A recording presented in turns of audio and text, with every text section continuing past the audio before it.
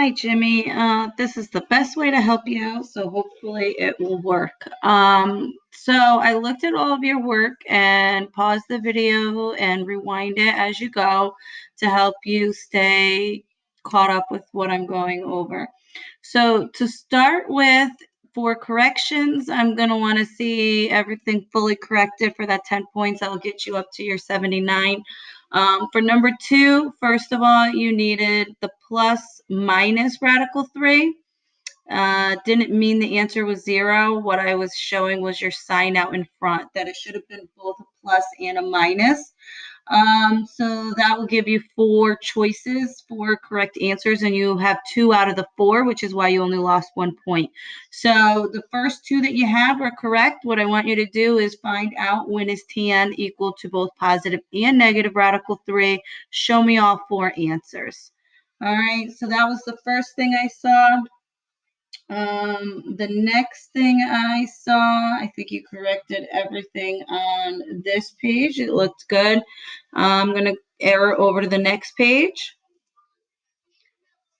Number 5, you had a question on. So the big thing with number 5, what I needed to see done out is for you to distribute.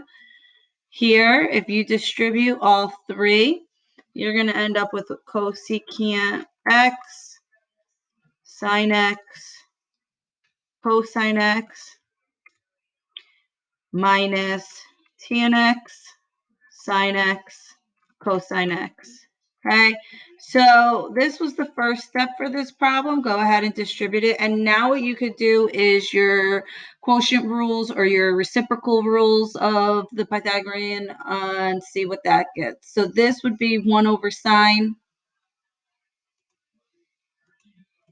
So making this 1 over sine, hopefully you notice something happens. And then you could go over here and make this sine over cosine for the tan. Sorry, that should be a C. And so now with rewriting with your reciprocal rule and your quotient rule, you should see what cancels and what you're left with. So I want you to go ahead and try to simplify that. Hopefully you can see how that is the answer. Once you simplify this, you should get your goal, which is up here. If you still have questions, please let me know. That will take care of 5. Your picture did not show number 9 and 10.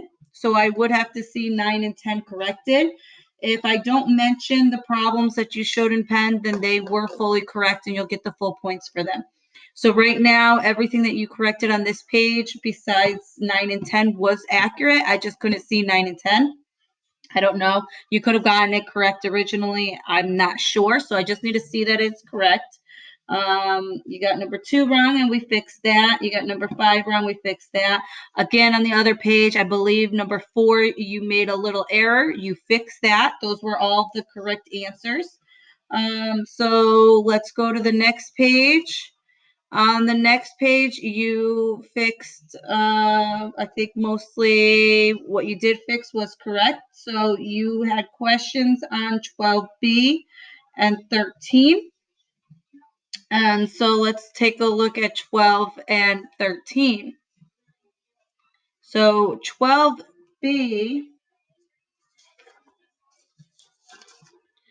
all right, so first you needed to have this one, and I don't have your picture up right now, so I'm not exactly sure whether or not you had, for here, this would have been 550 cosine 135, comma 550 sine 135, and that would give you, and I believe you had that correct.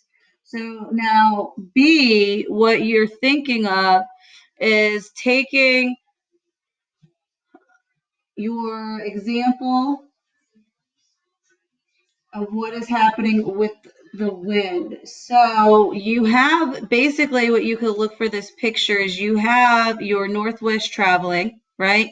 But you have wind blowing from the north. So the north is up here and the wind is blowing the opposite way. If it's blowing from the north, it's actually blowing towards the south. So here's your vector that is being pushed down from the other one. Okay, So what you need to figure out is what is that force vector? Well, that force vector is going south.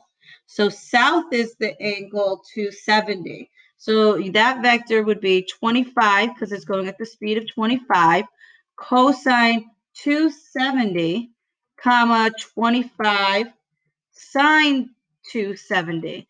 And that will give you that vector of the force vector that is basically the wind. The wind, what is it doing to this plane? So you have the plane that is producing this vector. You have the wind that is producing this one.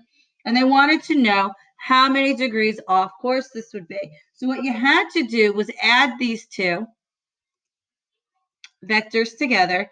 If you add these two vectors together, your final result, because this gives you 0 and negative 25, and you had the result up here of negative 388.91.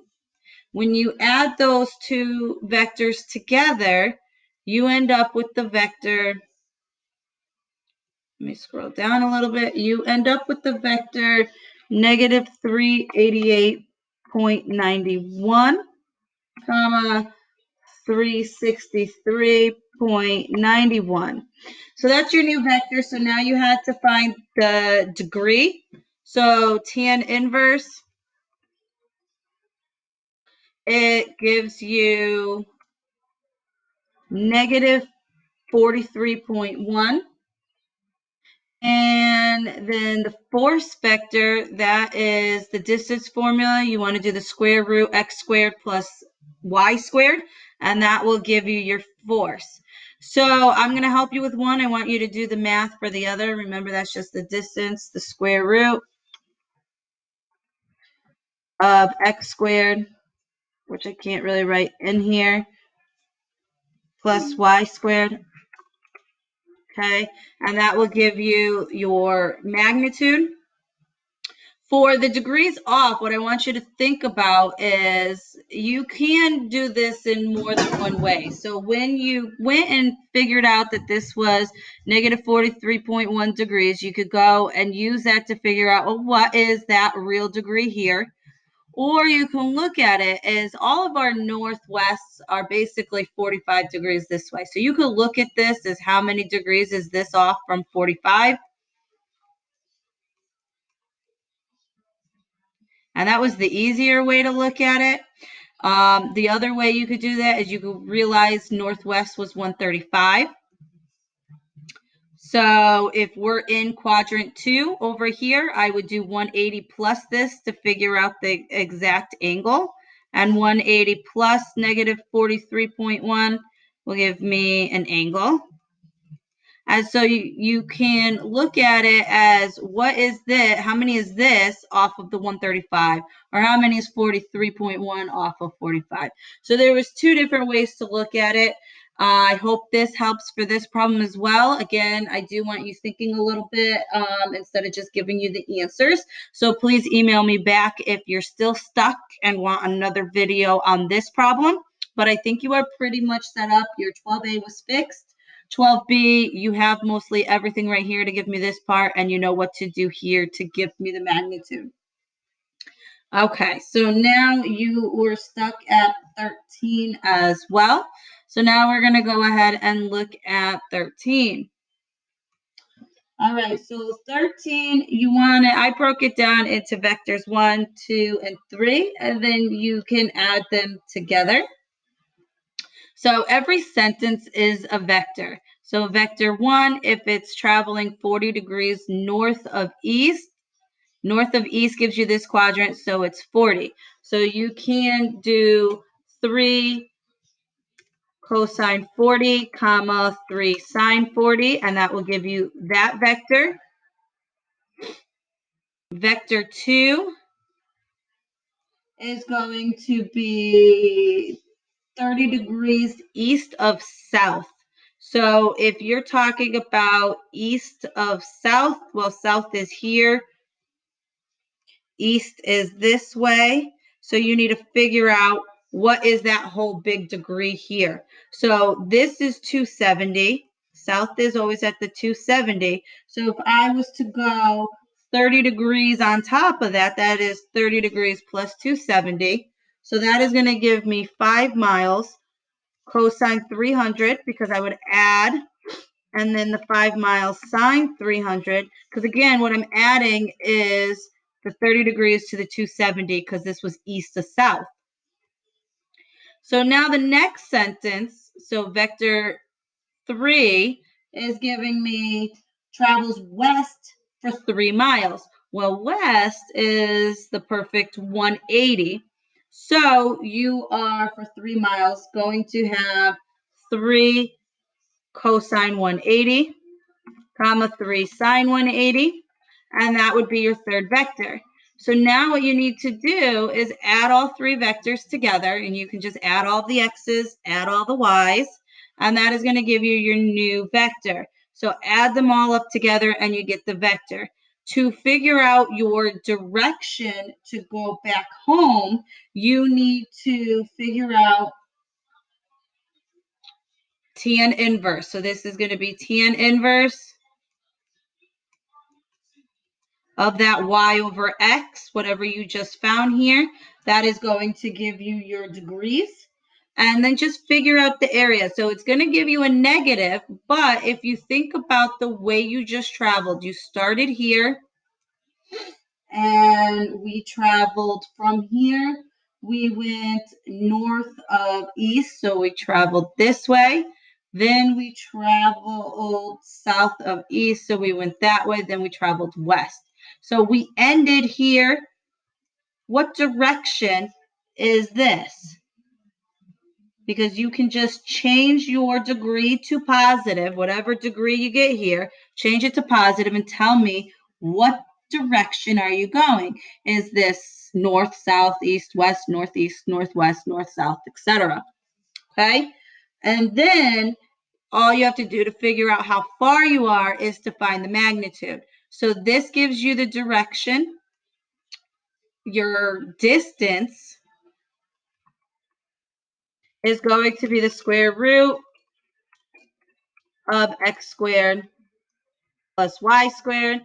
And that is how you are going to find your distance. So again, I'm trying to set you up for the most part. If you're still having difficulty, if you weren't able to follow, please ask again. I can do another video, but hopefully this gets you thinking and gets you set up basically step by step. You just need to fill in a little bit.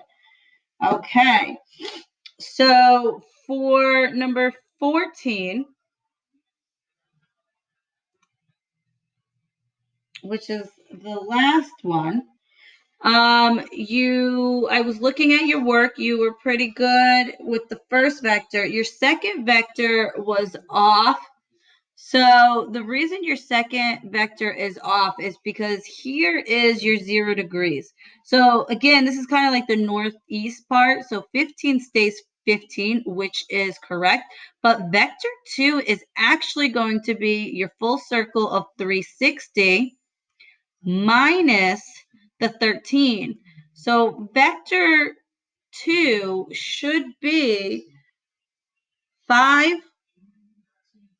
Sorry, I didn't change the page. So 28 is the force on that. So that should be 28 cosine 347, comma 28 sine 347. And that's what your vector 2 should be. So I need you to fix that vector. And then what you're looking at is you have vector 1 plus vector 2 plus x comma y, whichever vector this is going to equal to 0. So you have to add these two and subtract it to 0. And then to figure out your force, so once you go ahead and do that, you'll have, and also with the y,